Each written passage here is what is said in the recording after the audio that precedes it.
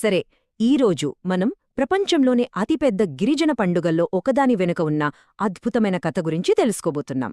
ఇది కేవలం ఓ పండుగ మాత్రమే కాదు, ఆత్మగౌరవం, త్యాగానికి సంబంధించిన ఓ గొప్ప గాథ. ఒక్కసారి ఆలోచించండి.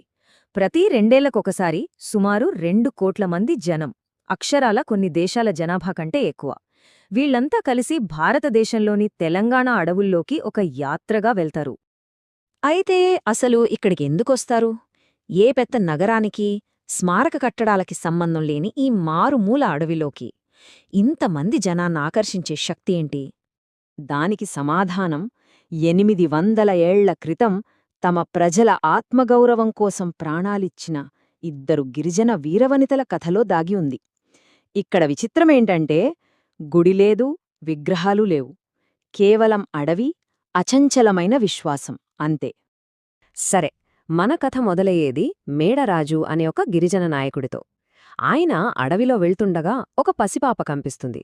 మామూలుగా కాదు, చుట్టూ పులులు కాపలాగాస్తుండగా ఆ పాపకి సమ్మక్క అని పేరు పెట్టారు. ఆమె పెరిగే కొద్దీ ఆ ప్రాంతమంతా సస్యశ్యామలమయ్యింది.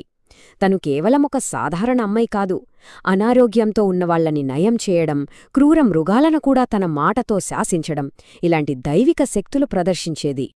కాలం గడిచింది. సమ్మక్క భర్త పగిడిద్దరాజు మేడారాన్ని పాలిస్తున్నాడు. అంతా బానే ఉంది అనుకుంటున్న టైంలో వరుసగా 4 ఏళ్లు భయంకరమైన కరువు వచ్చింది. ప్రజనంతా అల్లాడిపోయారు.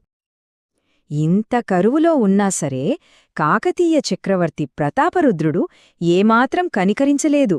తనకి రావాల్సిన వార్షిక పన్ను కట్టాల్సిందేనని పట్టుబట్టాడు. ఆకలితో అలమటిస్తున్న ప్రజల దగ్గర పన్నులు వసూలు చేయడానికి తన సైనికులను పంపాడు. అప్పుడు పగిడిద్దరాజు తేల్చి చెప్పాడు, మా ప్రజలు ఆకలికి మట్టి తింటున్నారు. ఇలా బానిసలుగా బతికే బదులు ఆత్మగౌరవంతో చావడమే మేలు. ఇంకంతే, వాళ్ల నిర్ణయం ఖరారైపోయింది. అణచివేతకు వ్యతిరేకంగా యుద్ధం చేయడమే మార్గం.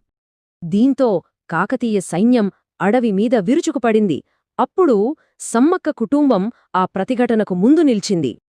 ఆ తర్వాత జరిగిన యుద్ధం ఎంత భయంకరంగా, వేగంగా జరిగిందంటే, కేవలం 3 రోజుల్లో సమ్మక్క తన ప్రపంచమే కూలిపోవడాన్ని కళ్లారా చూసింది. మొదటి రోజు కూతురు సారక్క వీరోచితంగా పోరాడి వీరమరణం పొందింది. రెండో రోజు కొడుకు జంపన్న శత్రువుల చేతికి చిక్కకూడదని వాగులోకి దూకి ప్రాణత్యాగం చేశాడు. ఇక మూడో రోజు తన భర్త పగిడిద్దరాజు కూడా యుద్ధంలో నేలకొరిగాడు. అలా జంపన్న తన ప్రాణాలర్పించిన ఆ వాగే ఈరోజు జంపన్న వాగుగా ప్రసిద్ధి చెందింది. అదొక పవిత్ర స్థలం.